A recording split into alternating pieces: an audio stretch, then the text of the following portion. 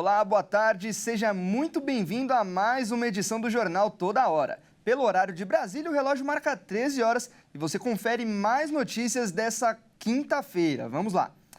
E a gente começa falando nessa edição sobre o plano para matar o presidente Lula, revelado pela Polícia Federal. Os suspeitos podem ser condenados a penas de até 23 anos de prisão. Mediante os indícios de formação de uma organização criminosa com o intuito de impedir a posse do novo governo eleito em 2022, a tentativa de golpe de Estado é o crime mais grave, de acordo com o Código Penal, com pena mínima prevista de 4 anos e máxima de 12 anos, além de punição adicional em caso de violência. Já a tentativa de abolição violenta do Estado Democrático de Direito, caso em que se enquadram os presos pelos atos de 8 de janeiro, tem pena de 4 a 8 anos de reclusão. Os envolvidos também podem responder pelo plano de golpe contra a transição democrática de poder no Executivo Federal, na prática de crime de associação criminosa. Neste caso, a pena varia de 1 a 3 anos de prisão. Somadas, os 5 envolvidos presos preventivamente podem pegar até 23 anos de cadeia. Na manhã de terça-feira, o ministro Alexandre de Moraes determinou a prisão preventiva do general de brigada da reserva e ex-secretário executivo do ministro General Ramos, da Secretaria-Geral da Presidência do governo Bolsonaro, Mário Fernandes, o tenente-coronel da ativa Hélio Ferreira Lima, o major da ativa Rafael Martins Oliveira, o tenente-coronel da ativa Rodrigo Bezerra Azevedo e o policial federal Vladimir Matos Soares. Segundo a apuração da PF, os investigados planejavam criar um gabinete de crise por parte do então presidente Jair Bolsonaro, após o assassinato do presidente eleito Lula e de seu vice Geraldo Alckmin. E o prefeito de São Paulo, Ricardo Nunes, será investigado pela Polícia Federal. Isso porque Nunes é suspeito de estar envolvido em desvio de dinheiro público de creches. Acompanhe.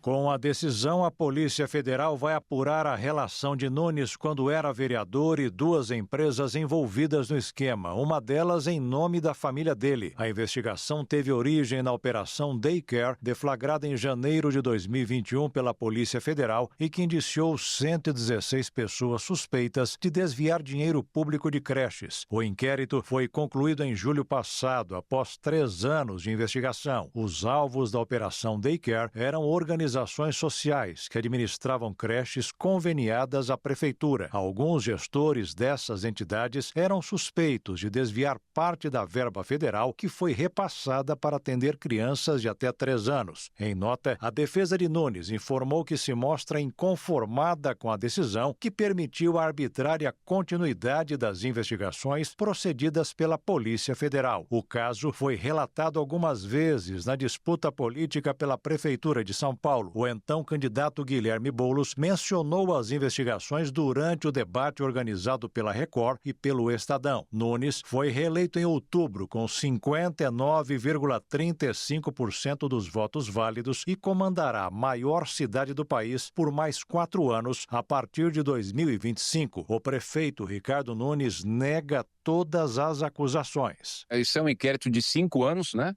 Começou em 2019. Onde eu já havia sido escutado há 3 anos atrás, prestado todos os esclarecimentos. Não tem nada nesse processo ou em outro processo, nenhuma denúncia contra mim. O que tem é uma prestação de serviço de R$31 mil, se não me engano, para uma das empresas que são investigadas e que eu já prestei os esclarecimentos. Nada de anormal. Recebo essa notícia com perplexidade, porque não existe absolutamente nada. A solicitação dessa continuidade de investigação se deu há 2 meses da eleição e que agora teve a decisão da juíza. Mas à disposição para prestar mais informações se assim forem necessários. Vamos falar de clima agora, isso porque o Brasil tem alerta de temporais a partir de amanhã. Os meteorologistas afirmam que deve chover muito em grande parte do país até a próxima terça-feira. Uma forte chuva pode voltar a ganhar força em grande parte do país. A previsão de temporais com raios desde Rio Branco, no Acre, até a altura de Vitória, no Espírito Santo. A área de alerta para chuvas inclui o sul do Amazonas, quase todo o centro-oeste, Minas Gerais, e o interior de São Paulo, Paraná e oeste de Santa Catarina. A frente fria se forma no litoral do sudeste, associada a um sistema que intensifica os ventos em altos níveis da atmosfera. Esse conjunto será responsável por trazer instabilidade significativa ao Rio de Janeiro e Espírito Santo. No Nordeste, há uma tendência de aumento de nebulosidade com pancadas de chuva a partir do domingo, especialmente no centro-sul da Bahia. Segundo o Instituto Nacional de Meteorologia, na faixa central do país, as chuvas mais expressivas devem chegar nesta sexta. Nos próximos dias, deve chover muito no Brasil, de 150 a mais de 220 milímetros.